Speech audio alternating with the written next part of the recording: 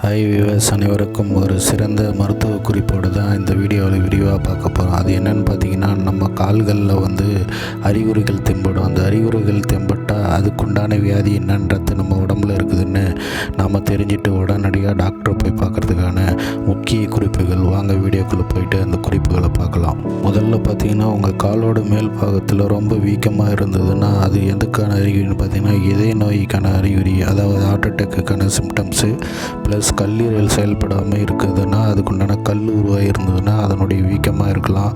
So அலட்சியப்படுத்தாமல் அதை கவனிக்கிறது நல்லது. அப்புறம் கால் வீக்கத்தின் அறிகுறி பார்த்திங்கனாக்கா, நம்ம சிறுநீர் போகிறது ரொம்ப குறைவாக போகிற மாதிரி இருக்கும்.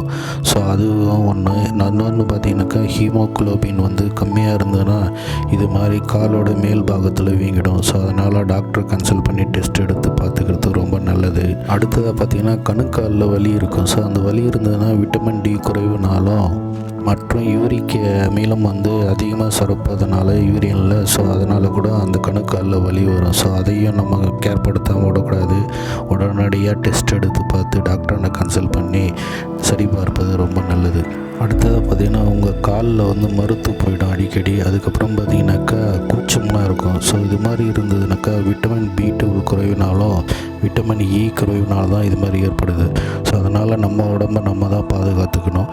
உடனடியாக டெஸ்ட் எடுத்து பார்த்து அதுக்குண்டான மருந்து சாப்பிட்டு சரி செய்து கொள்வது மிகவும் நல்லது.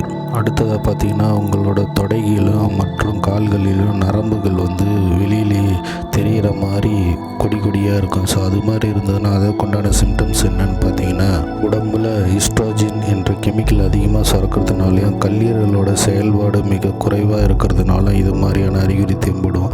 ஸோ அதையும் கேர்லெஸ்ஸாக விடாமல் உடனடியாக டெஸ்ட் எடுத்து பார்த்து தங்கள் உடம்பை பாதுகாத்து கொள்வது தங்களுக்கு ரொம்பவும் நல்லதாக இருக்கும். அடுத்ததாக பார்த்திங்கன்னா, உங்கள் கால் குதிக்காலில் பட்டையாக வெடித்து தோல் உரிய ஆரம்பிக்கும். அதுக்குண்டான அறிகுறி என்னென்னு பார்த்தீங்கன்னா, விட்டமின்ஸ் B3 மற்றும் B7 குறைபாடுனால தான் இது மாதிரி பட்டையாக வெடித்து தோல் உரியும்.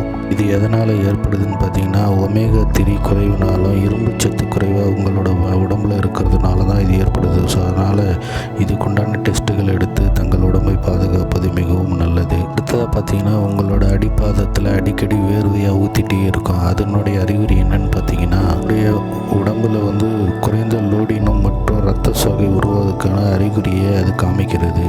அடுத்ததாக பார்த்தீங்கன்னா, உங்களுடைய பாதத்தின் அடியில் குதிக்காலோட வலி ஏற்படும். அந்த வலி எதற்கான அறிகுறின்னு பார்த்தீங்கன்னா, விட்டமின் டி குறைபாட்டினாலும் கால்சியம் குறைபாட்டினாலும் மெக்னீஷியம் குறைபாட்டினால தான் இந்த வலி ஏற்படுது. ஸோ இதையே நீங்கள் கேர்லெஸ்ஸாக விடாமல் உடனடியாக அதற்குண்டான டெஸ்ட்டுகள் எடுத்து டாக்டரோட பரிந்துரையோட மருந்து மாத்திரைகளை சாப்பிட்டு தங்கள் உடம்பை பாதுகாத்து கொள்வது மிகவும் நல்லது. அடுத்ததாக பார்த்திங்கன்னா, ரொம்ப நேரம் நம்ம உட்காந்துட்டே இருந்துட்டு எழுந்திரிக்கும் போது கால் பிடிச்சிக்கின்னு நரம்பெல்லாம் ஒரு மாதிரி இழுக்கிற மாதிரி இருக்கும். அதுக்குண்டான அறிகுறிகள் என்னென்னு பார்த்தீங்கன்னா, உங்களுடைய உடம்பில் B12 குறைவாகவும் பொட்டாசியம் குறைவாகவும் சோடியம் குறைவாகவும் இருந்தால் தான் இது மாதிரியான அறிகுறிகள் தென்படும். ஸோ அதனால் இதையும் நீங்கள் கேர்லெஸ்ஸாக இல்லாமல் அதற்குண்டான ஆய்வு குறிப்புகளை நீங்கள் டெஸ்ட் எடுத்து பார்த்து டாக்டரோட மருந்து மாத்திரைகளை சரி செஞ்சிடலாம். ஸோ இது போன்ற குறிப்புகள் உங்களுக்கு பிடித்திருந்தால் லைக் பண்ணுவோம், ஷேர் பண்ணுவோம். ஏன்னா மனித உடம்பை நம்மளுடைய உடம்பை பாதுகாப்பது நம்மிடத்தில் மட்டும்தான் உள்ளது. அதனால் உங்கள் உடம்பை நீங்கள் பாதுகாத்து கொள்ள வேண்டிய ஒரு நல்ல அக்கறையில் இந்த காணொலி வெளியிட்டுள்ளேன். நன்றி, வணக்கம்.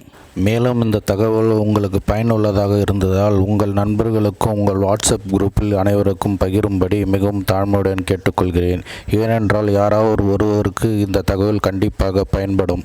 அதனால்தான் தயவு செய்து பகிருங்கள். நன்றி, வணக்கம். மீண்டும் சந்திப்போம் ஒரு முக்கிய மருத்துவ குறிப்போடு.